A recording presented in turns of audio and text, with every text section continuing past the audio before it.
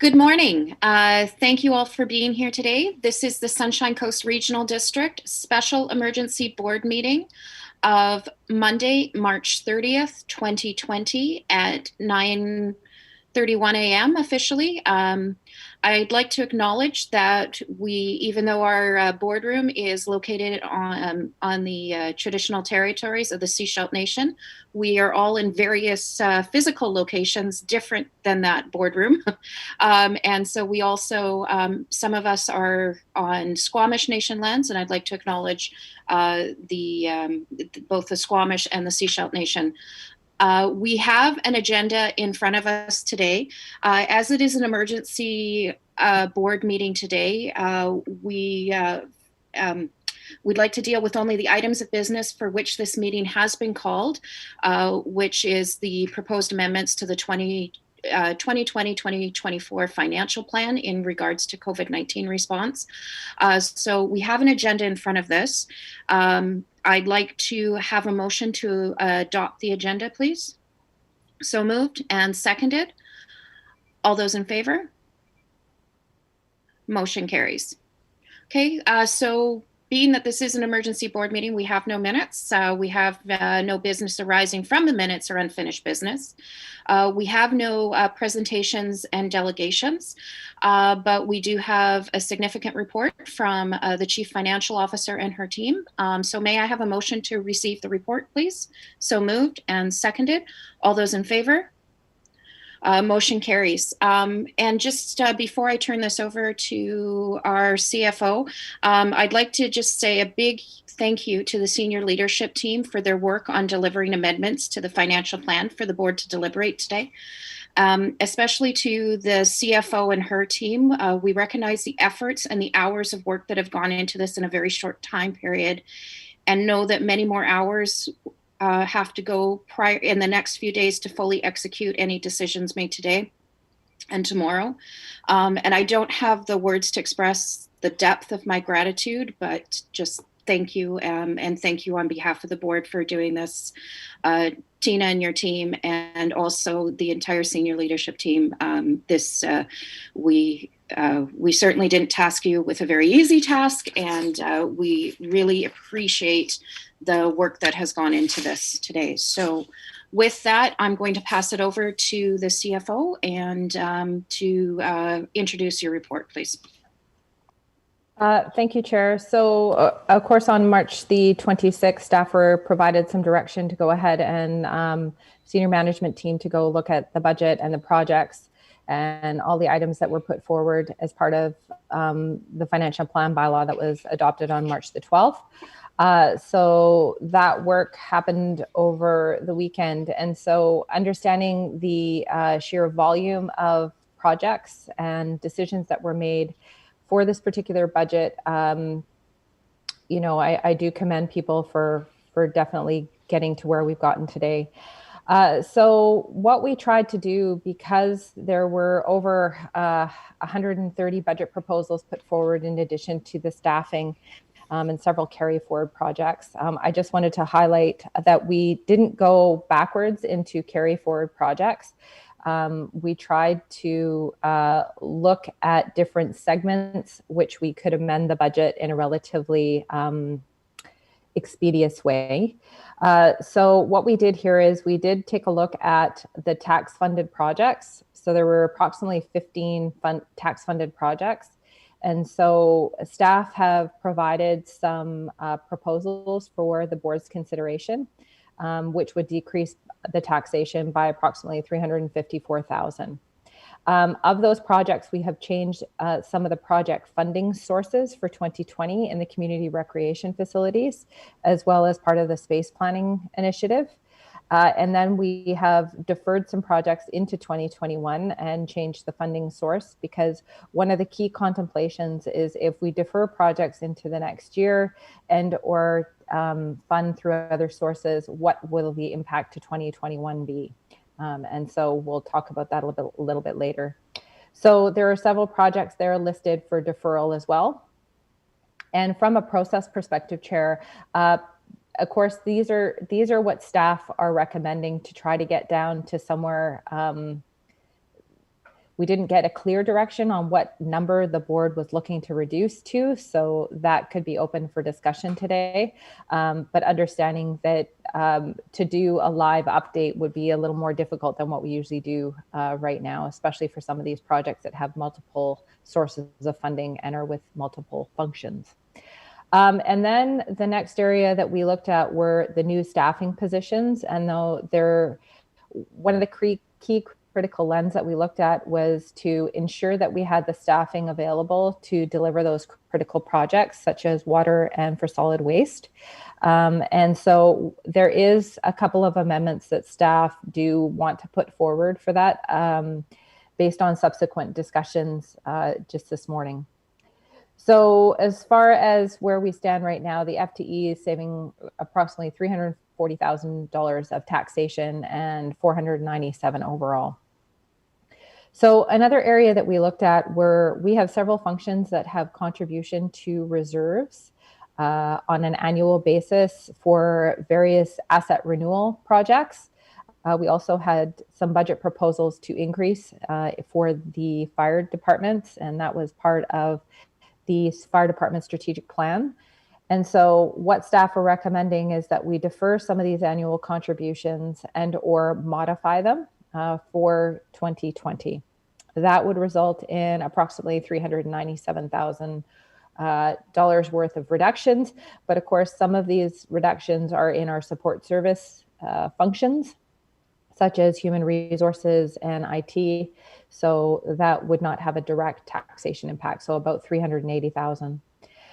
The last area that we looked at were operating reserves. So part of the board's financial sustainability policy is that operating reserves can be used to fund one-time projects or to set some rate stabilization. So where we have those spikes and valleys in our rates, which we are currently looking at right now, these are appropriate to use to try to mitigate some of those spikes and valleys. So what we looked at is, with the overall operating reserve balances, where could we draw some funds to reduce the taxation for 2020 without having too much impact to the service on an ongoing basis, so not impacting what those reserves were being used for, and would also not create too much of an impact for 2021's taxation.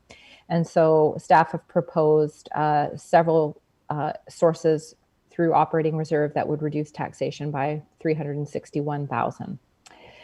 So we also looked at user rates and frontage fees and parcel taxes, and we've provided those to the board, and staff are not recommending that for this meeting that we amend those because the steps it would require to amend those at this particular time, we could do at a later date if the board so wishes. So we would seek some more clarification on if the board wanted to do anything there. So the reason why we are having this emergency board meeting is really to enact some change for the ad valorem taxation, which has to be submitted to the province by April the 10th.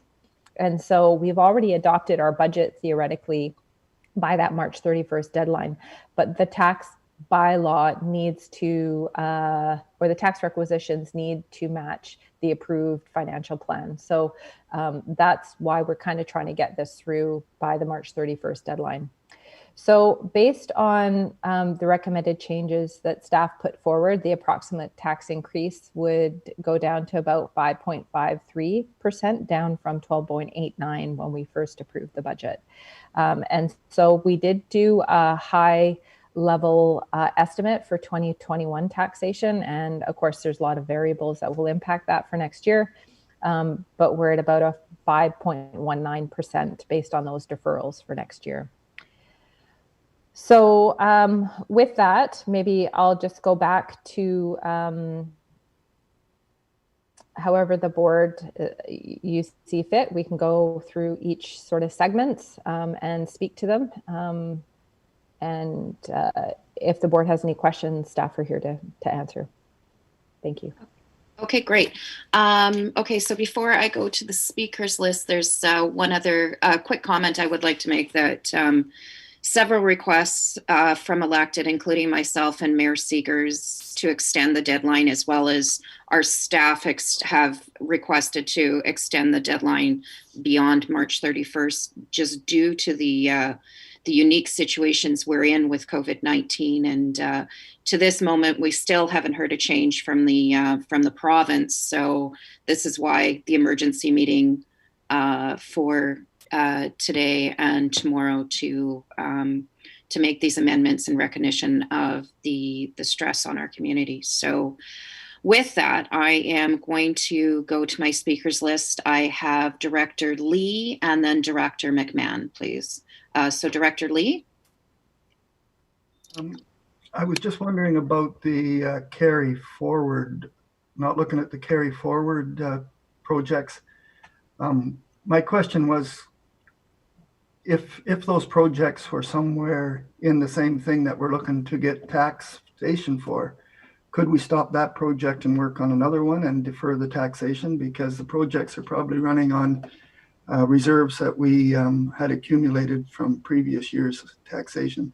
So could we move that money and save 2020 taxation? That's my question. CFO? So I don't really have an answer to that. Perhaps if there was a particular project that was identified, but we didn't go to that depth for this review. We just didn't have the capacity. Okay. Director Lee, a follow-up, or that answers your question? I don't know of any either, so it looks like I'm just trying to pile more work on them. So it was a curiosity question. Okay, thank you. Over to Director McMahon, and then Director Ties, and then Director Hiltz. Director McMahon, please. Okay, I'm going to jump in with both feet here and ask an awkward question. We are about to tax $5.4 million for recreation facilities that we can't open and that we may not be able to open for the rest of the year. So my question is, why are we not cutting that budget? CFO? Yeah, I can start, and definitely GM Hall can interject. So we did do a very thorough analysis over the weekend, and what the impact to the reduction to the user fees is having on the service is what we had to also consider. So the $5 million that you're quoting, the parcel tax is one component of that, which is part of the debt facility to repay. So that particular process, parcel taxes have been done, those are complete, and so we can't enact any change there. So the other portion, which is the ad valorem property tax portion, is what we did look at. And so when we estimate user fees coming out of there and our estimated overhead costs, there were some minor changes that we could do, but we didn't feel that we had enough information to make a recommendation at this time. And that was because if, for example, the facilities were able to open partway through the year, then if we make too much reductions, then we could potentially be running a deficit. So this is an area where, depending on the board's risk tolerance, we could potentially reduce taxation, but there would have to be some pretty material changes done to the service. So I don't know if GM Hall has any further comments. Go ahead, GM Hall. Thank you. So staff have looked at what costs are fixed and which costs are variable, and have a picture of where we can expect to see some savings. And as the CFO said, that can be looked at as we learn more about the prognosis on the current situation. It is worth saying there are Ian, you muted yourself. Sorry about that, Chair. don't know how far to back up, but so as the CFO said, we can look at where variable costs might be reduced because of closure, and we can consider what that looks like depending on the duration of the closure. There are a lot of fixed costs for recreation that relate to the facilities themselves, regardless of whether they're used, and so staff are cautious about dramatically changing the recreation budget based on what we know at this time about closure. Thanks. And if I may just add one thing, I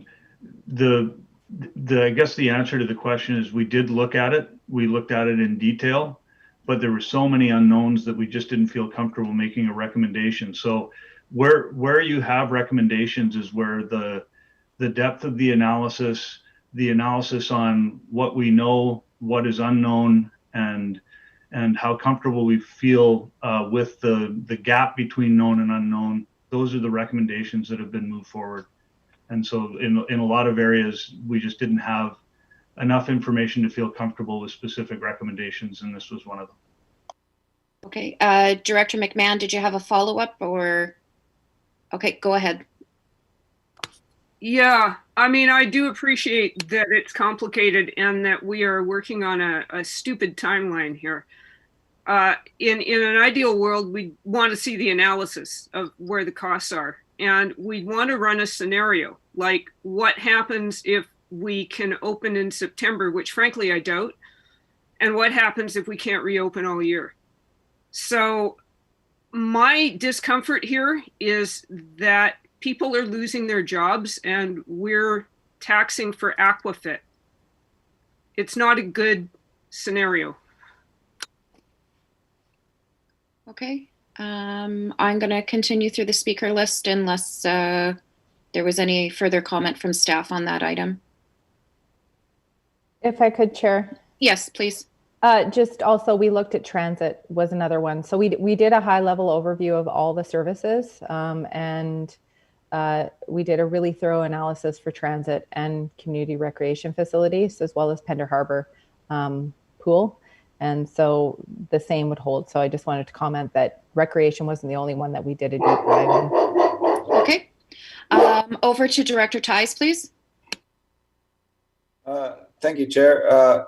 I was just looking at the list of cuts or proposed cuts, and I was just going to go a little bit more into detail on those. The fire departments, each one is getting half, or is losing 25 grand. So was that sort of meant for basic training? I guess this wasn't meant for capital. It was this was the base budget increase. So this is increased training and such requirements. Is that correct? Over to staff.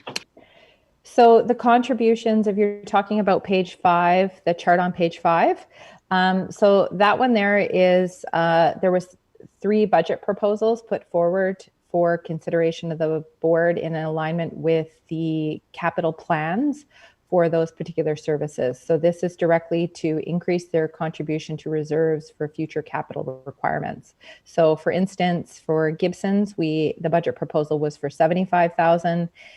For Roberts Creek and for Half Moon Bay, there were $50,000. So what staff are recommending is that we just half those for this year, and then we will reinstate them to those values for 2021. Okay. Director Ties, is that? Yeah, that's fine. Thank you. I was just seeing if there was already, if the fire departments had already planned for something with that money or not. Over to Director Hiltz, and then I have Director Lee and Director Seegers. Thanks, Chair. So I'm looking at this as it's a response to what we're going through right now, and I can live with all of the responses. My question is looking at recovery. This is kind of what I'm starting. Over the weekend, I went from desperation in response to I'm seeing recovery. So for me, that was a positive mindset. 3-4 months down the road. So is there anything in the budget or that staff would recommend in terms of the recovery? The idea of increasing grant and aid has been one of the ones that have come through.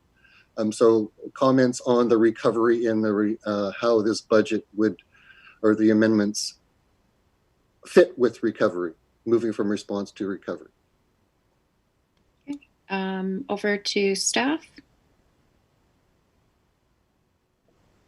So not really understanding the question, maybe I'll just take a stab at areas that we also looked at. So we've had questions, and maybe some of the directors have had questions too from community groups. So things like our libraries and our funding partners through, say, community schools, etc., is asking whether or not the board can make a commitment to 100% assurance that their funds would not be impacted by this particular incident. So as you can see, staff have not brought any proposals forward. If the board wished to review them, I mean, we do have something prepared in anticipation of maybe this topic coming up. From a grant and aid perspective, it is quite prescriptive as to what grant and aid can be used for.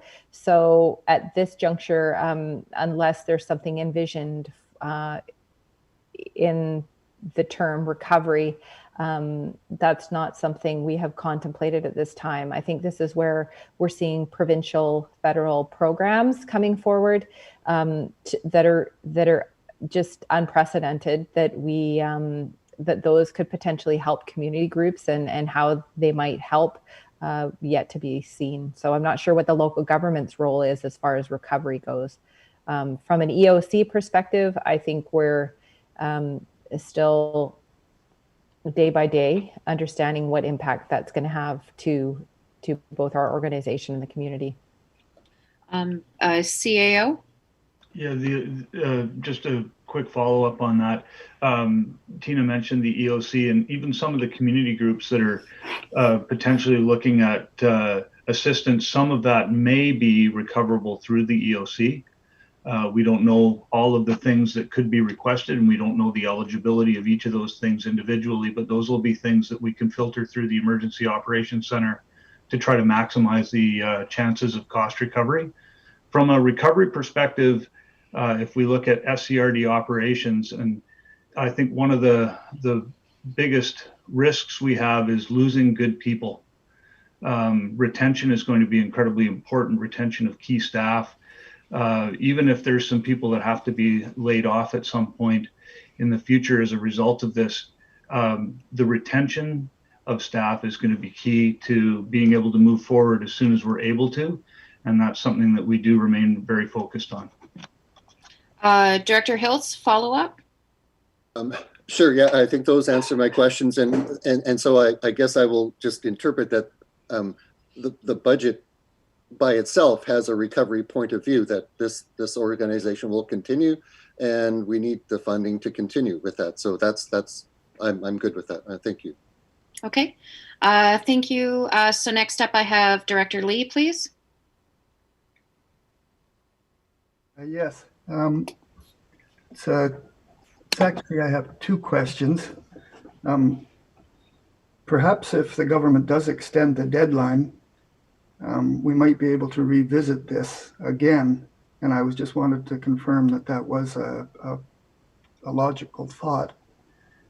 And the reason I asked the question is, I believe our budget is predicated on how long before our public can gather together and use things like the swimming pools. For me, the libraries, for instance, the library is still open. Will they be able to stay open if people aren't allowed to gather? Those are all things we don't know, and I don't know that we're willing to take a guess at it right now. We might not be in a position, but if the government does extend the deadline, can we revisit would be an important thing, because if we could look at this again a month from now, we would be able to do a much better job of this budget. And so if we overtax right now, Um, we're hoping that the government maybe will defer property taxes. I guess the individual homeowners have always got the ability to not pay their taxes. They got that option, of course, to carry it forward. So anyways, I was wondering if Tina would like to comment on those. CFO? Well, Chair, I think your top comment at the start of the meeting was, I think where we stand right now is we have not heard from the province that there's any changes. And so if I could just reiterate, the board has met in technicality its statutory requirements. It's already adopted its financial plan. We're essentially amending that financial plan. And the reason why we need to amend it so expeditiously is that we have to submit our tax requisitions both to our member municipalities and to the surveyor of taxes by April the 10th.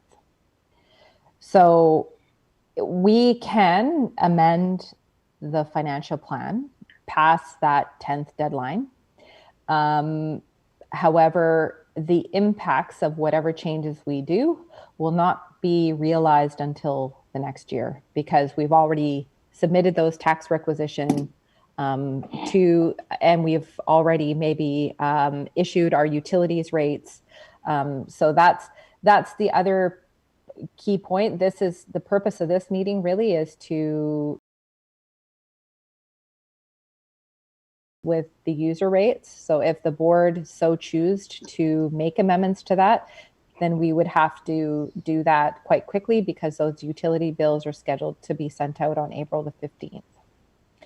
So to answer the question, yeah, you can, until we get that direction, and I am not hopeful that we will,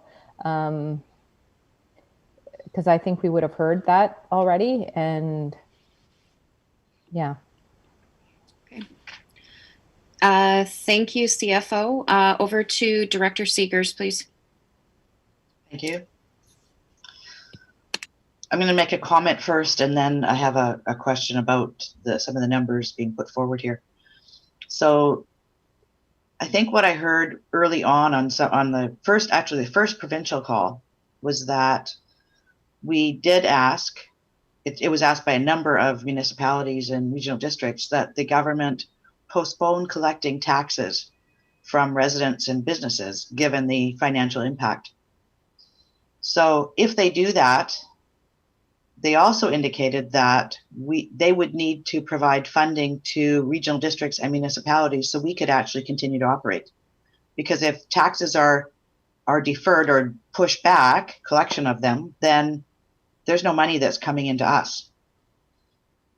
So if you look at it from that perspective, if they are looking at doing that, they do need these numbers in fairly quickly so they can look at what they would need to backfill for the regional districts and the municipalities, so that we can operate going forward. So just a comment on that. Then on page 5, I wanted to look at a couple of the items. I want to commend staff for all of this that they put together. It's pretty amazing in the short period of time that you actually had. And I can't imagine the conversations you had about this or that or the other piece of it. But there were a couple that I wanted to look at on page number 5. The last two indicated under 650. Sand for top dressing of sports fields and sports field maintenance. So we've heard over the last while of how our sports fields are, like they're in pretty rough shape. They require some maintenance. Currently they're closed. So we don't actually have the public on them.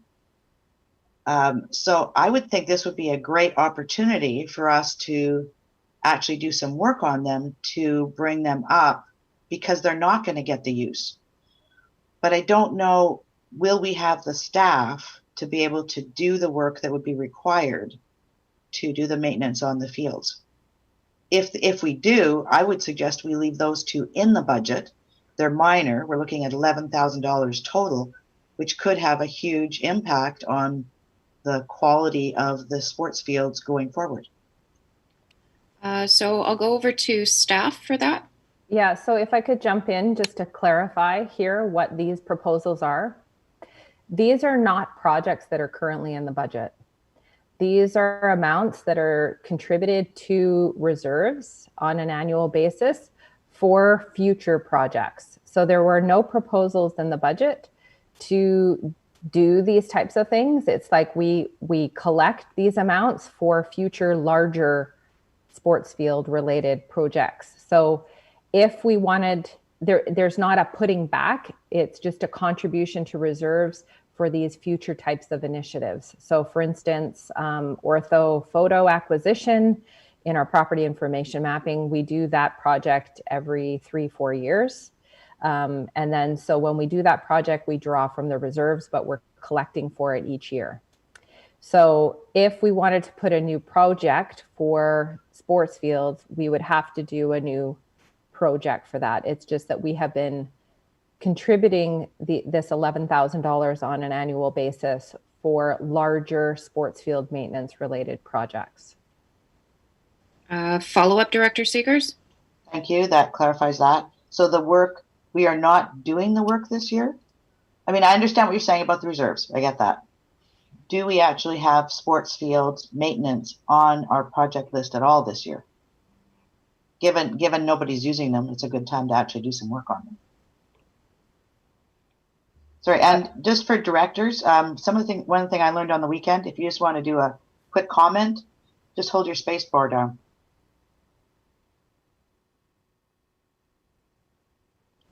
Go ahead, GM Hall.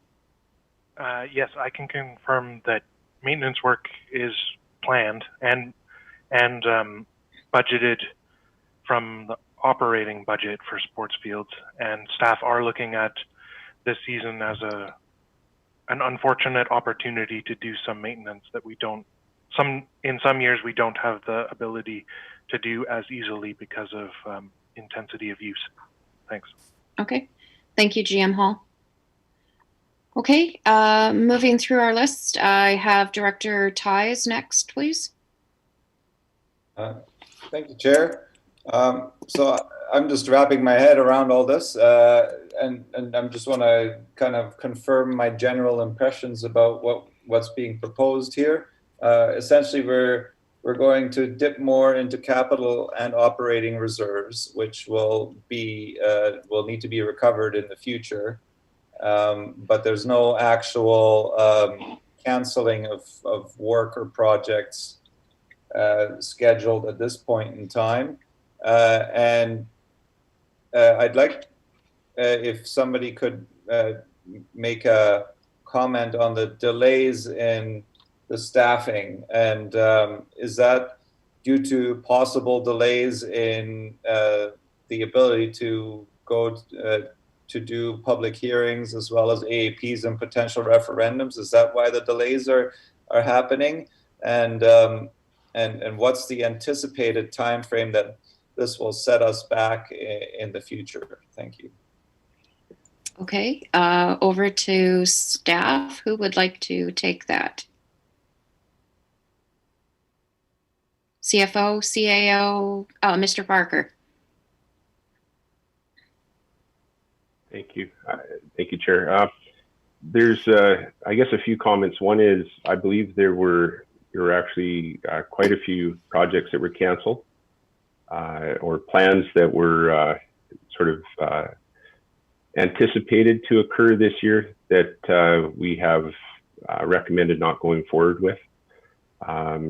There's also a number of projects where we're looking to defer, and so the staffing needs to match to those projects can be deferred to a later point in time as well. So this is the work that we did over the weekend, is to look at all of these things and push them back or cancel them accordingly. Thank you. GM Rosenboom.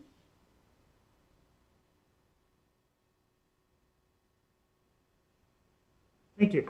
Thank you for the opportunity. Yes, in addition to what has been said by our Senior Manager of HR, And in response to the question from Director Thijs, in terms of impact of deferral of some of these positions. One of the primary objectives, or one of the key objectives of the board for the strategic plan is the water supply expansion projects, as well as the planning for future expansion projects. And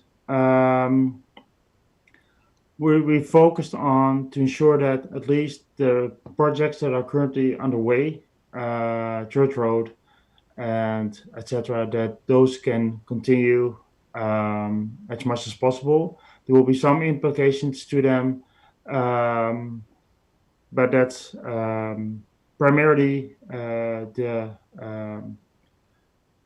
outreach and education component by delaying of the water conservation assistant in support of an AEP, and in general on water supply and conservation. There will be some delay there. There is potentially even a potential to do some of that work still this year, while even though there might be some limitation on public participation, because we can do a lot online and by phone and by letters.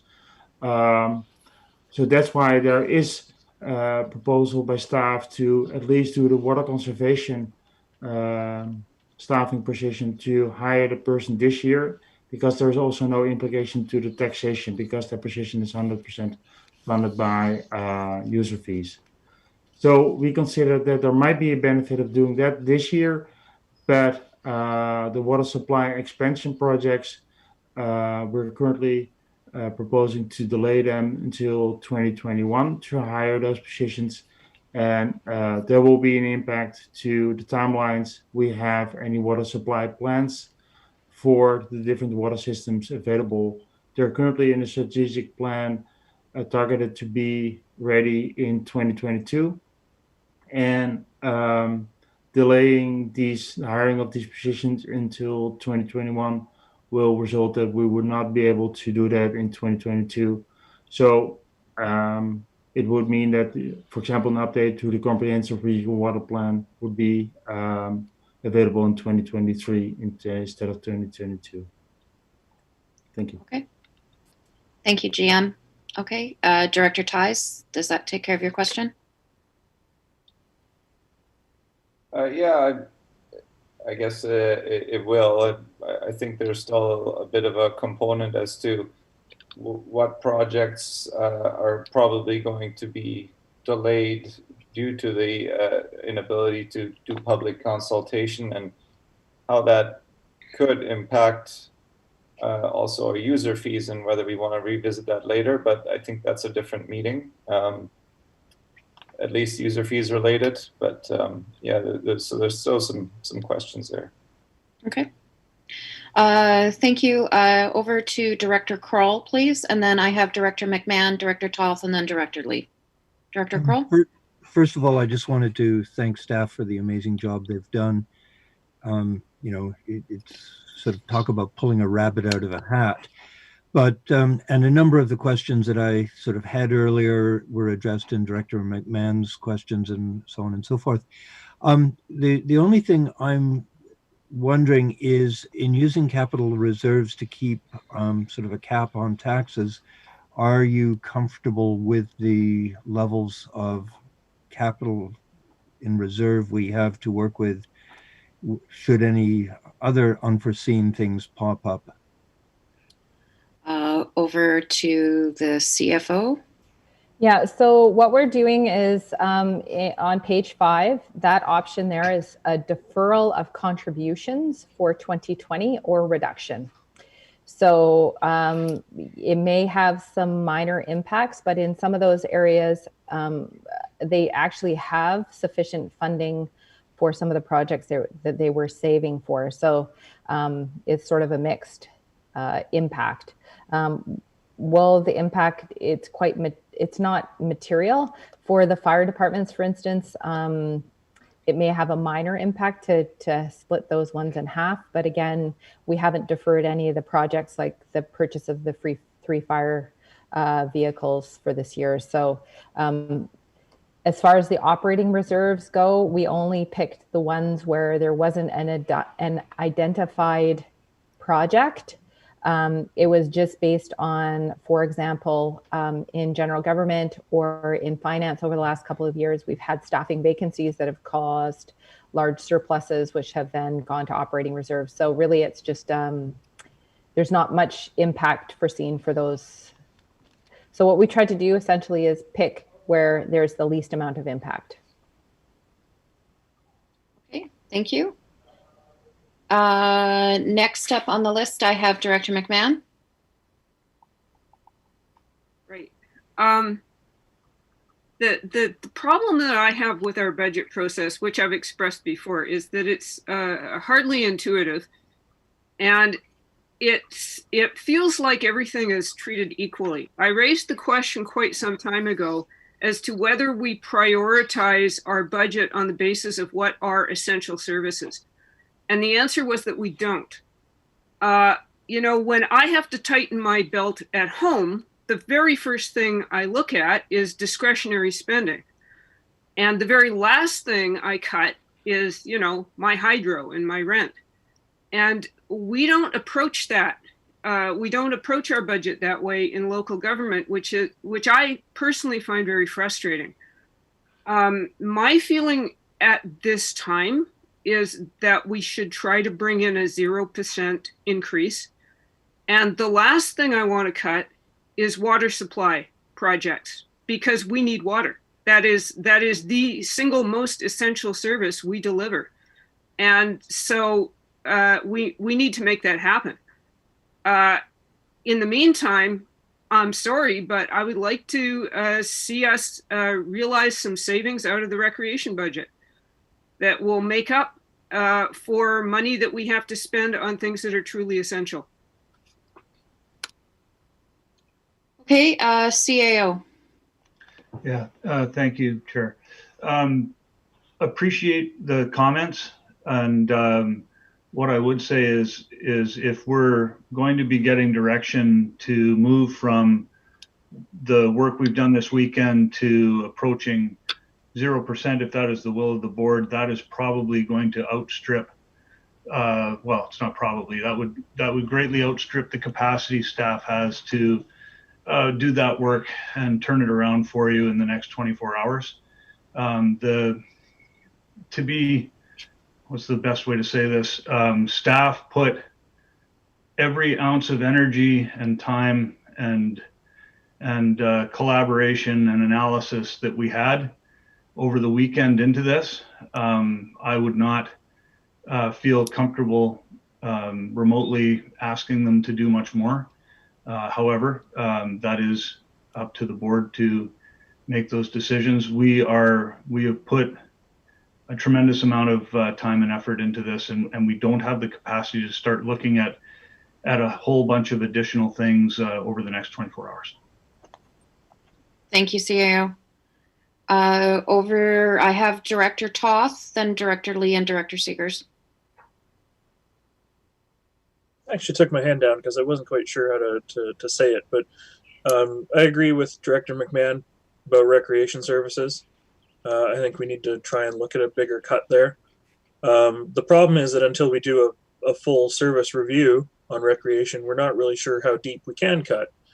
Because if we cut too deep this year, we're just going to have to tax higher next year to reinstate it when people are able to go back into these facilities. I guess my thought is I'd like to maybe see it closer to a 10% cut to recreation. I don't know what level, if any, above that is feasible. Once again, I'll reiterate what the CAO said. There were a lot of hours put into to get us to where we are, and then as Director Toth said, you know, without doing a full service review, it's difficult to get into that to know what is necessary in our community. And I'm going to go over to the CAO. Yeah, what I can say is without having everybody jump off a bridge together, since I've got one behind me, there may be some more we can find between now and tomorrow, we'll take a look. We don't have the ability to go in depth, but we might be able to find a little something. We'll see. Director Toth, did you have a follow-up? Yeah, one thing the CAO did mention is that some of these cuts were a balance of what the staff were comfortable with versus the risk. And it was mentioned that if the board was willing to accept a slightly higher risk on some things, we could look at that. I think rec services are one where maybe we could look at a higher level of risk. Okay, I have Director Lee and then Director Seegers. Director Lee? Yes, I just wanted to make sure I understood the page 5. My first take on it was that we were collecting money through taxation to build up a reserve to do a project, and we're not going to tax for that money this year.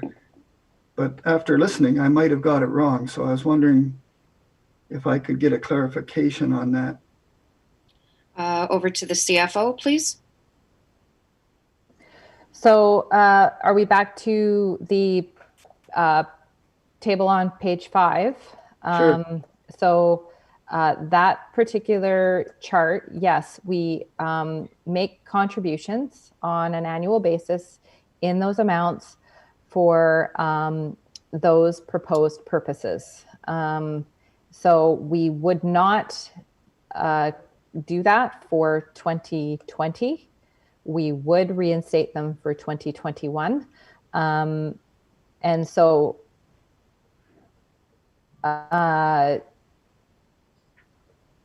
some of them are not tied to projects. Sorry for the pause there. Some of them are just annual contributions based on past direction. So even those, I think for a flag for next year is to revisit some of these contributions to maybe look at, you know, is that business case still valid? Okay, so I did have it right, so I'm good. Thank you. Okay, thank you, Director Lee. Over to Director Seegers, please. Thank you. I understand where Director McMahon's coming from and Director Toth. These facilities, first, I think we're still at a place, there's too many unknowns. If this was even a month from now, we would have more information to be able to inform some of these decisions. At this point, we're asking staff to say, well, if this happens, then this scenario could show up. And if this happens, then, right, we're looking to them to kind of project for us what ifs in the face of not having any information. We do have fixed costs for our recreation facilities. We still have to pay the utilities, right? We still have to, you know, and then those are pretty major in those facilities. We still have to pay staff, although we don't know what that's going to look like going forward. But then even inside of that, we have implications under our union contract that we have with staff. So I think, yes, we can say to staff, go away and do this, but they don't know. It's all going to be what ifs. And we don't know what those are. So I don't think they have the framework or the foundation to be able to come back and give us any recommendations. They've based this on what they know at this point. We also have the impact of reductions of revenues. We don't know what that's going to be like. Recreation and transit. Would I like to see less of an increase? Yes. And do we have to move some projects forward? Yes. So I think staff did a huge job on the weekend in going back over everything that was put forward.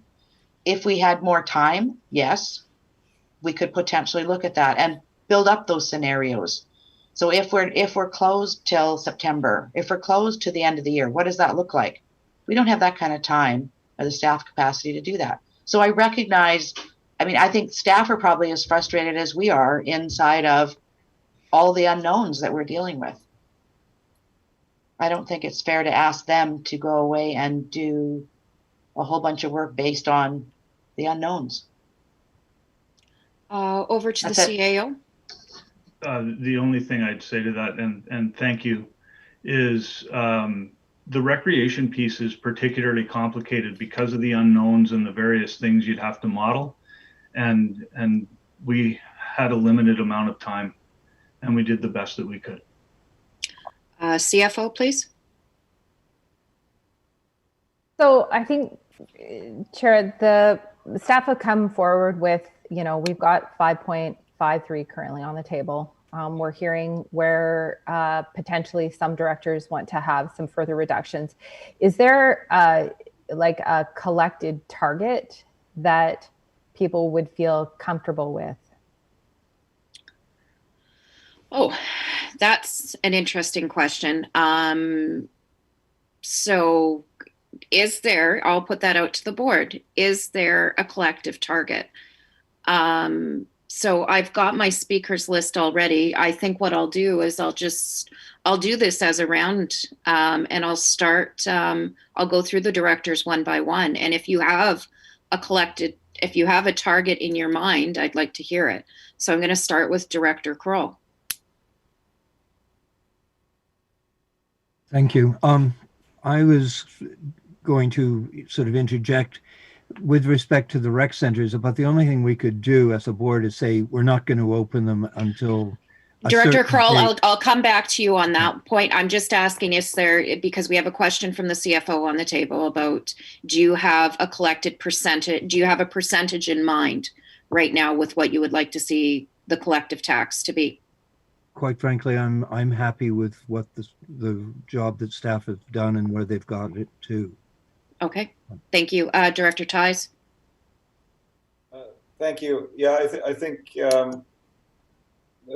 going with just a percentage without any kind of direction as to where that percentage might come from is unreasonable. So I'm happy with staff's recommendations at this point. Director McMahon.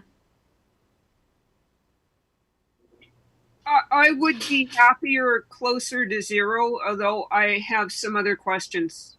Okay, yeah, I still have our speakers list, so don't worry about that. This is just about the percentage right now. Director Lee?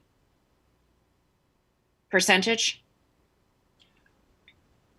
My comments are very similar to David's and to Andreas. Unless I can see specifics, I'm with the staff's recommendation. They've done a lot of work and they know it better than me. Great. Director Seegers? I'm comfortable with where it's at. We still have projects we have to move forward. Director Toth? I'll give a number, between 2 and 4%. Okay, and Director Hiltz?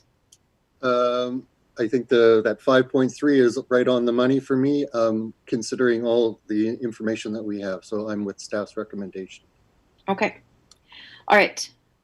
So CFO, that gives you a bit of an idea there, and staff as well. I'm still hearing the rec piece. Okay, I'm going to continue through our speakers list. I have Director Kroll, Director McMahon, and then Director Lee. Director Kroll? What I was going to say is the only thing that might help staff come up with a figure on the rec center would be as a board, we just sort of say, regardless of what happens, they're not going to be open until a certain date, and give the, at least establish goalposts that they can work to. But right now the goalposts are moving all over the place. So it's an impossible task. So if the board were willing to say, fine, we won't open the rec centers until the 31st of December. And if the situation changes before that, then we just have to put up with the hockey mums and the skating people and the people that want to use the facilities that won't be available. Okay. It's been brought to my attention. I didn't give my thoughts on the percentage. The percentage that staff gave us, I think, is incredible considering the amount of projects that do need to be moved forward, and using every the amount of time to do the analysis. I'm happy with the 5.53, and because we simply just don't have the time to do the deeper dive at this point. I think this is an incredible amount of work that's gone into this, and I'm happy to accept the staff recommendation as well. So with that, I'm going to continue through the speakers list. I have Director McMahon. Right. in fairness, we did not give the staff specific direction. We said, can you save some money? Which is pretty darn vague. In fairness to all of us, the situation has been changing so rapidly that it's hard to get our heads back to where we were even 2 or 3 weeks ago. It's quite amazing. My question is, how much latitude may we have later to change some things if we need to change them? And I'm partly asking that for the public, so that people can understand, like, if we decide to move all of these projects forward and put other ones on hold, and then situations change and we maybe have an opportunity to move a project forward or another one stalls, how much wiggle room do we have, especially in water? Yeah. Okay, I'm going to go to the CAO and then I'll go over to the CFO. Sure, and my comments will be more on in general, and Tina will probably be able to answer that last question better. What I think I'm hearing, and going, especially the part going around the table, and just checking in with staff on this too. I think I'm hearing a general support for the recommendations staff have provided. However, we can commit to taking a hard look at recreation over the next 24 hours as we come back to finalize something for your approval tomorrow.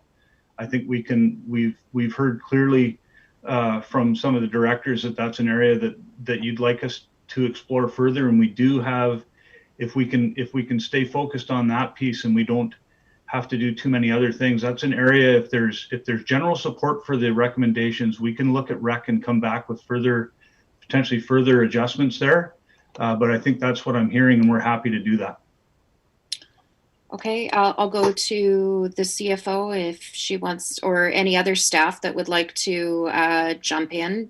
I'll open it up to staff before I go back to my director's speakers list. So we'll start with Tina. Yes, so we absolutely can make amendments throughout the year. It's just that those changes will then have to be either mitigated or realized in 2021. Okay. If they're tax related. Yeah. And then anything from GM Rosenboom or GM Hall or Senior Manager Parker? Thank you. Thank you for the opportunity, Chair. In terms of water, of some of the hires until 2021, as indicated, will delay some of the water supply planning work that is included in the strategic plan, and would hence limit our ability to move projects around. And those positions are primarily funded by user fees, and only a small portion by taxation, and the water conservation position is fully funded by user fees. So it will definitely have an impact on those projects. In terms of, for example, one of the initiatives that would not be able to, that staff doesn't have the capacity to initiate it early on, is the initiation of the water supply advisory committee that was discussed at the last infrastructure meeting as well. For us to initiate that committee, we really need the support of the water patient assistant in order to make that actually work. And so there will be some use of the deferral to 2021. Okay, over to GM Parker, please, or Senior Manager Parker. Thank you, Chair. Just a few other comments, because I like CAO McKinley, we're quite happy to take another look at rec. One of the things that I think is important just to mention, and it's been brought up, is we do still need to focus on, at some point, things are going to get back to business, but we are still running many services right now. There's a lot going on. We also do not know what, if anything, the provincial government may do. We've seen what the federal government has done, unexpected, unanticipated, things like covering 75% of wages and things like that is who knows what's going to happen. And while we're talking about dollars, I think it's very important to say we're also talking about the people behind those dollars.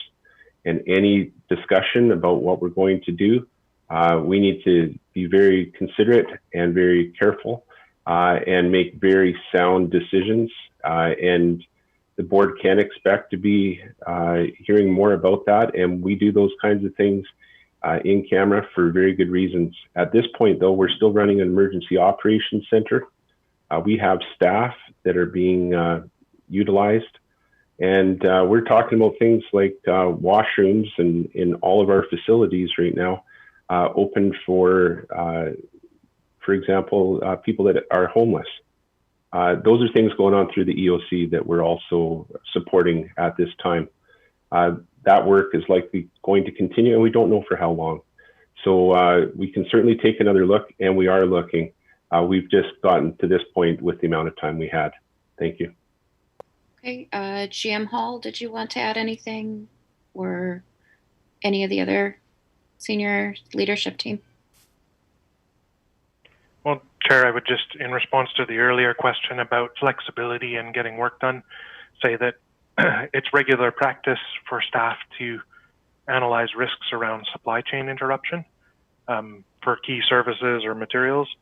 And I'd say our worst case scenario in some fields doesn't even get close to what we're seeing now. So staff are actively looking at what strategies we can apply to keep our projects on track. Thanks. Okay. And GM Rosenboom, I had seen your hand up. Did you want to? You're good now? Okay. I'm going to go back to my director's speakers list. I have Director Lee, then Seegers, then Kroll, then Toth. So we'll start with Director Lee, please. Yes, I was going to move back to my individual questions on the individual items on this list, if that's okay. Rather, I know right now we're at the high level, but I was going to get down to is it fine if I proceed there, Chair? I'll go to the CFO. You have a specific one you wanted to ask, Director Lee? Yes. Yeah, okay. I have a few of them. The first one is on page 3, and it's the new staffing positions. And I understand that it should read as recommended that the following new position full-time equivalency be reduced. And I don't know if that's by or to the following. I crossed out by and said to. So hopefully I got that part right. CFO? Yeah, it's 2, because I think those positions were just recognizing that our anticipated start date. So for instance, the water data technician was scheduled to be hired for June. And so we're just saying reducing it by about 50%. Okay, thank you. I did get that one right. And now my next question is, the rest, it's in the same area. And it's the confined space reporting, training, lockout, fall protection. And the rationale for keeping them isn't explained on the bottom, I don't think, because it said it's to facilitate the continuation of projects such as metering analytics and future waste disposal analysis study. Is that one truly related to those functions? Over to staff. For those, we already have some budget in some of the regular departments that have to do this based on regulatory compliance. And so this would be taking more of a corporate approach to it, but I can let the respected GM speak to that. I saw Senior Manager Parker with his hand up. Thank you. Yes, these are regulatory requirements, and we are still providing services. And you may recall from the original budget proposal, this was to have the resource in-house because this is ongoing work rather than through other sources. Thank you. Okay.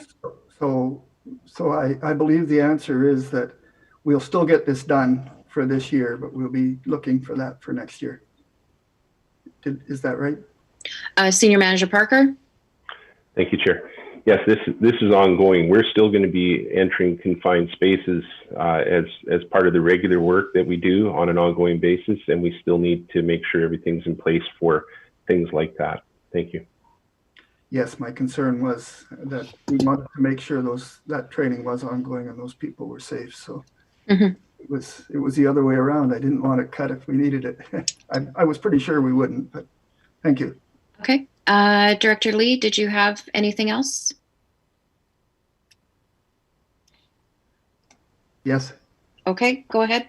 On the next page, page 4, it's not really my area, but I was curious about the transit service person. That is taxes that we're looking for to do that with?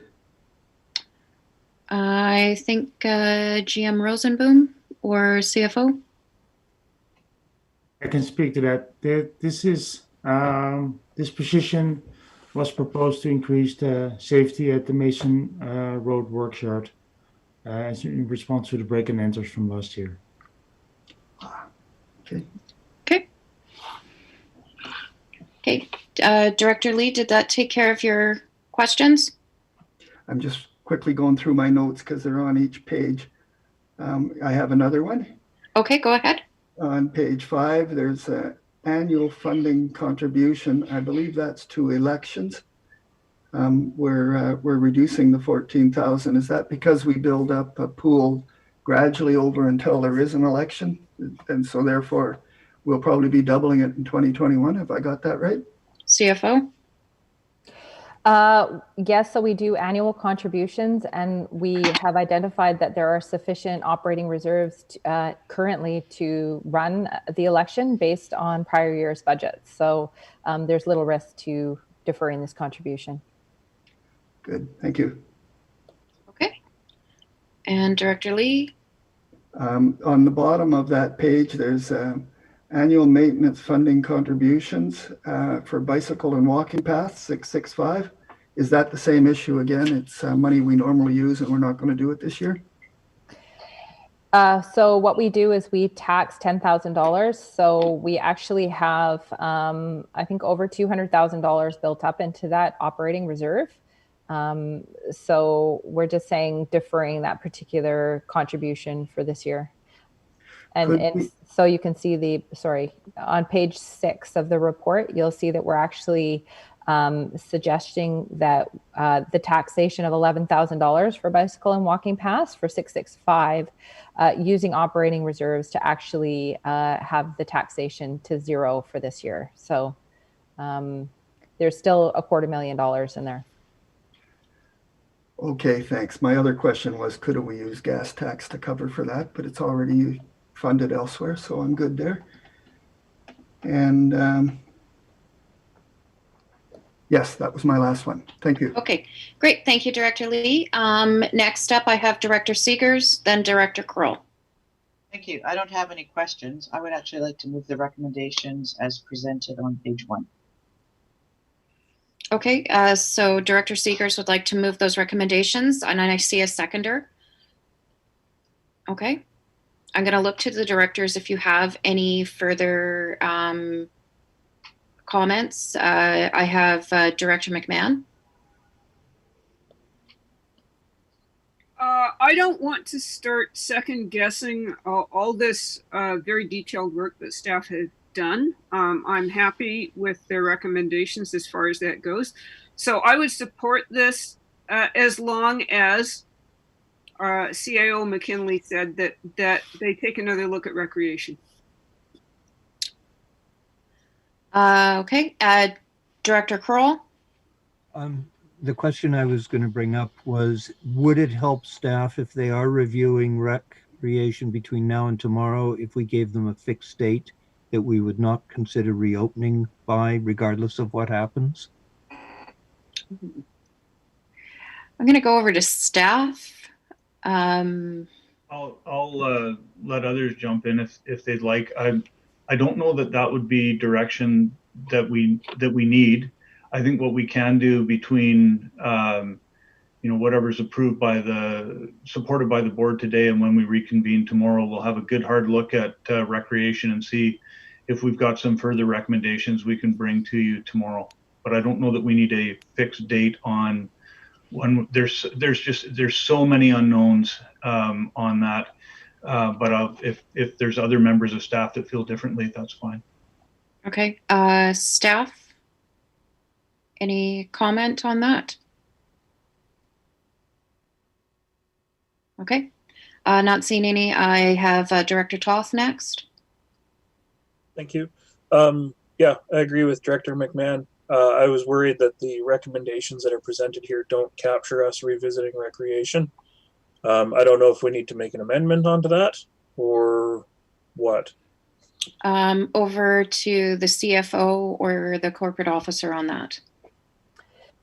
Sorry, Chair, I probably am a little bit late. I didn't anticipate sort of a recommendation, but one of the things that I think I mentioned earlier this morning was that we also identified that there's a couple of positions that we recommended deferring, that there might be some risks for us to defer because there's actually no FTE count in ports. So we would want to look to reinstating the port's capital to a 0.4 for 2020 to allow us to continue some of those capital works there, as well as we recommended deferral of the water conservation, but we would recommend reinstating that to a 0.67. So as GM Rosenbluth highlighted, that particular position is covered by the current user rate. So unless the board wants to revisit user rates, we would recommend those positions be held in there. Now, what impact they have to taxation, water conservation wouldn't have any to ad valorem taxation, but the port's capital could potentially have just a minor impact to taxation, but that could be sort of contemplated in the context of the recreation as well. So my apologies for not mentioning that earlier. Okay, and I'm seeing I have a bit of a speakers list popping up. I have Director Lee and then Director Ties.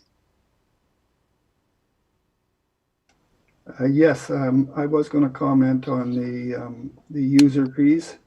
Staff recommended that we don't revisit them, and I do agree. We really can't. Testing is mandatory. We have to do it. And right now, when we decided to go forward, we left ourselves only collecting enough for essential capital, not for the future. So we've revisited those user fees for the wastewater. It's not nice, but there's nothing we can do about it. So I for one don't think we need to revisit the frontage and user fees. Director Ties. Thank you. I agree that I think the wastewater user fees we don't need to revisit. I would like to revisit user fees for water and what projects we could possibly defer. But that's as was mentioned at the beginning of the meeting, to a future meeting. I guess all I'd want to know is when would that future meeting happen and what's the time frame on that. I'm not sure if Director Toth's question has been answered, whether we need to amend the motion on the floor to indicate that we do want to look at recreation. Well, that was next on my list to ask the corporate officer and staff if that would be advisable to, if we wanted to look at that as an amendment. Sherry? Thank you, Chair. I would say that staff will likely contemplate it where possible, and I'll refer back to the CFO. So unless there's specific direction, I would say it's not needed at this point, unless the CFO has something she would specifically like to see. Over to the CFO. Well, I think that it would be good to get some sort of direction from the board as you know, of course we can't crystal ball when we can anticipate the facilities, but staff could bring some recommendations. All I would say is maybe generic in that any reductions to, and maybe we don't be specific about, we could just say community recreations or any other savings. We could maybe look at that further today, but of course time's tight. So if the board wishes to put a recommendation in there, it's fine either way. Okay, I'm gonna, Director Hiltz. I'm just going to ask, like, staff's point of view of we're talking not large sums of money, not material amounts, like how much effort to put in to kind of find savings. And you know, that's my concern, is that we've got a response crisis to run. So how much time do we want to invest in some amount which is undetermined? So that's my concern, is limiting the staff time to try to find $10,000 or $20,000 or $30,000. So that's my concern. Director McMahon. Well, certainly for $30,000, I don't know that we would want to go there, but I was hoping we were looking at something a little more. And I was particularly interested in 615 community recreation facilities specifically, and not, you know, open it any further than that. Okay, so we have a motion on the floor. So what I'm going to do is, if you have an actual amendment to put forward, I'm going to ask for a wave of a hand right now. Otherwise, I'm going to call the question on the motion that we actually have on the floor. So does anyone have a proposed amendment to this motion to look at any, if there was any other particular items that you want to look at? Give me a wave now, or I will call the question on the motion. CFO? Sorry, Chair. I just wanted to know whether or not the board wanted to contemplate those 2 additional recommendations for those positions as part of this motion. Okay. Sorry. Yes. So I guess we would have to amend to include those then. Would that be correct, Corporate Officer? Yes. So that was the 0.67, reinstating the 0.67 water. That was the water tech. So it would be the ports capital and 0.4. Yeah. 0.4 for 2020. Mm-hmm. And a full 1.0 for 2021. And the water conservation would be that the 0.67 be added to 2020.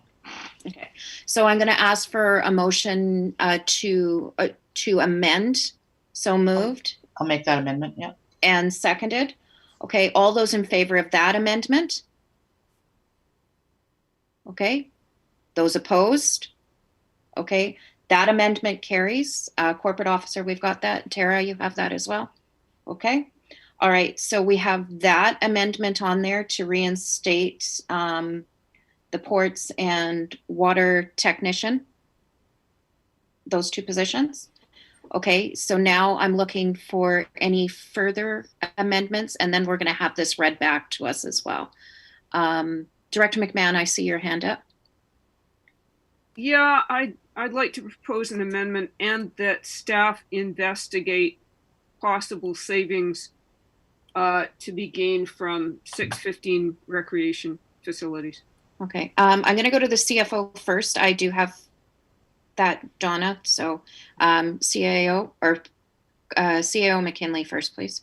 Yeah, thank you.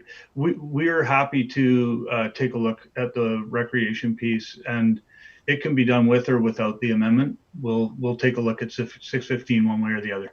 So okay. We probably don't need a specific amendment for us to know that those are our marching orders. Okay. if it makes it cleaner that way, then that's fine with me and I would withdraw it. Okay. Okay, so CAO, CFO, corporate officer, we're okay without an amendment looking at 615? Okay, I'm seeing thumbs up all the way around. So we just have the amended motion. Tara or Sherry, could I have one of you read back? So we have the,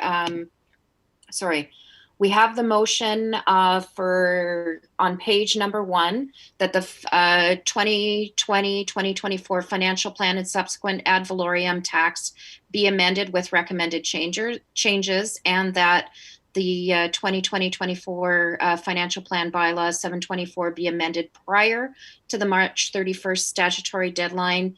And we also had an amendment. If one of you could read that out, please.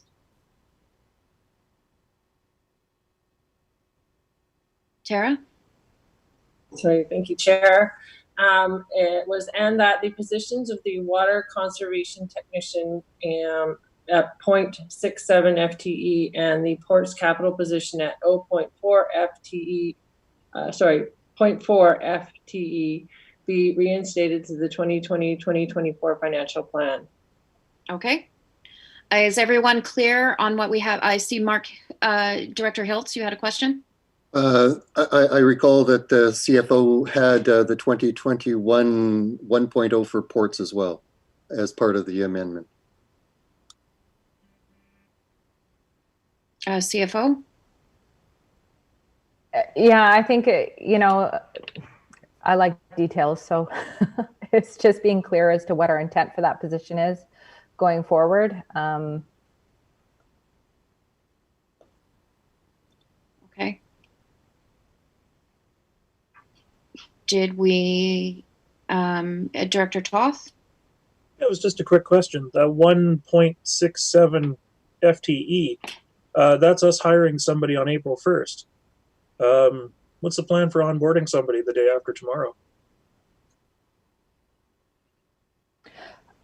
No, so the port's capital for 2020 would only be a 0.4. So that would be sort of a July start date for that one. And the water conservation position, we currently have 0.33 in the budget. So it would make the position a 1.0. Okay, Director Toth, that answers your question? Okay. All right, so everybody is clear on the amended motion in front of them? Director Hiltz? I'm going to go back to CFO looking for that clarity of that 2021 for the ports. Just it's absent from the amendment right now. CFO? Yeah, I think let's just leave it as is, because I want to cross-check what was intended from an allocation for this year. So sorry, I'm retracting my need for that until I fact check. Okay. All right, everyone's good now? Okay, so with that, I'm going to call the question on the amended motion. All those in favor? Opposed? Motion carries. Thank you.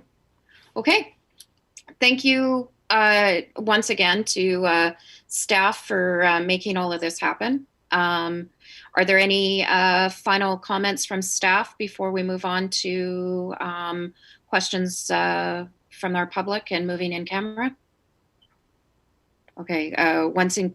Just incredible amount of gratitude from the board. On behalf of the board, I'd just like to say thank you so much for doing this. We have no communications, motions, bylaws, directors' reports, or new business. We will be moving in camera. So public that is there on our Zoom chat room, just know that there will be an opportunity for questions after we have the motion to go in camera. So I'm going to ask for a motion that public be excluded from attendance at the meeting in accordance with section 91C and K of the Community Charter. May I have a motion, please? So moved. Seconded. All those in favor? Motion carries. So I'm going to go over to staff in the boardroom that have been monitoring the chat. Do we have any questions from our audience? At this point, there are no questions. There are no questions. Okay. So with that, we will move in camera. I'm going to give everybody until 11:05 just for to make sure that you have secured your area, and just to give everybody a chance to stretch their legs and maybe grab a glass of water or something. Okay. So we'll meet you back here.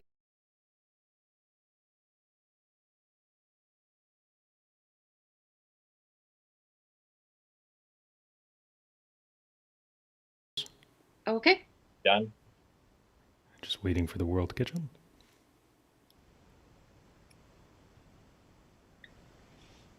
I am still seeing the end camera card, Bryce. It's back. I switched it back.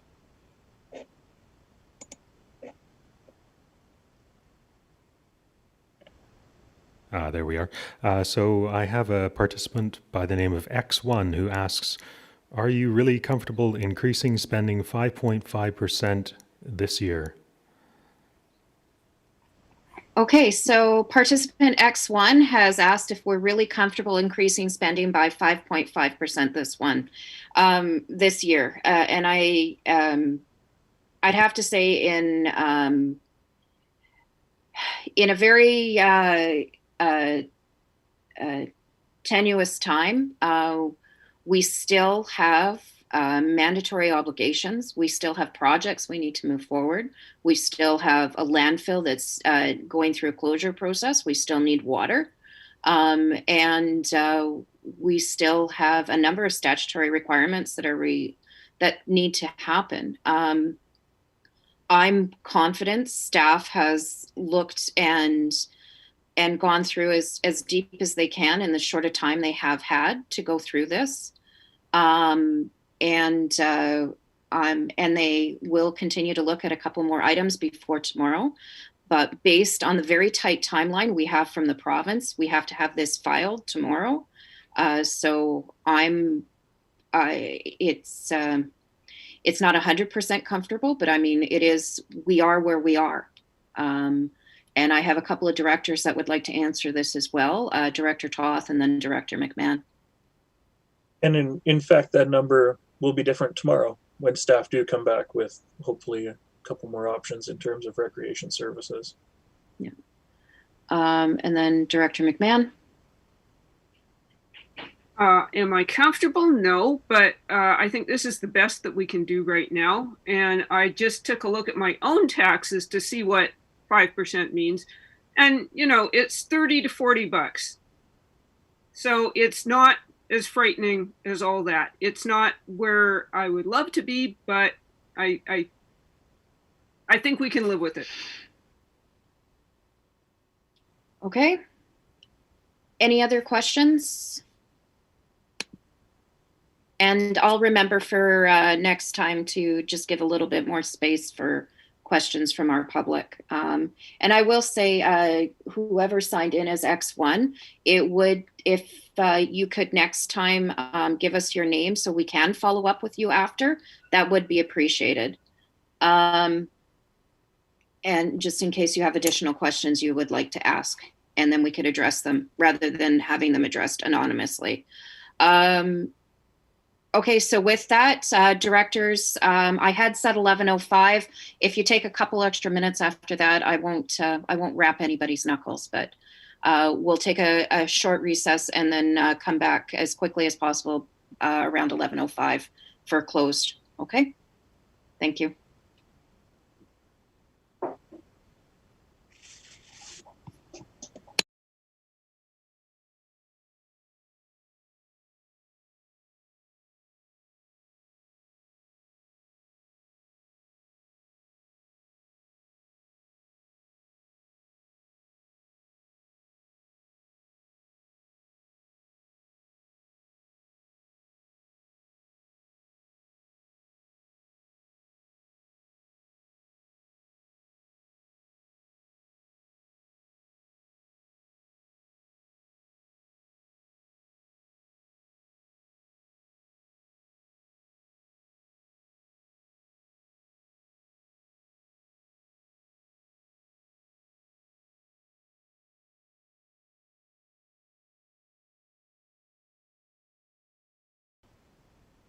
Excellent. Okay, so that concludes our meetings for today. If I may have a motion to adjourn, please, our emergency meeting. So moved and seconded. All those in favor? Motion carries. And we are adjourned. Should